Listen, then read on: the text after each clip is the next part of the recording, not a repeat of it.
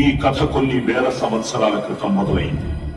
కాలాన్నే కొలవలేని సమయంలో నక్షత్రాలింకా పసిపిల్లలుగా మెతుడు అనే ఒక రాక్షసుడు ఉద్భవించాడు. అతని క్రూరకి సమానులు లేదు. మానవ లోకాన్ని దహించడమే అతని ఆరంభం. ఇప్పుడు వినని ఎప్పటికీ మరవలేని సమరం మొదలైంది.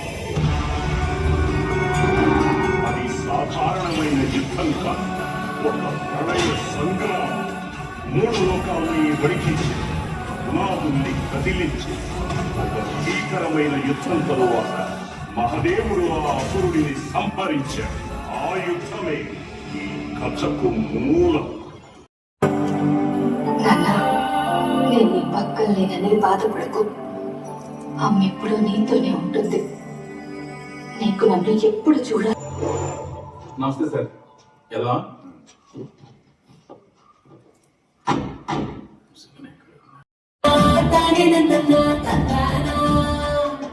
సెట్ అయినా పుట్టైనా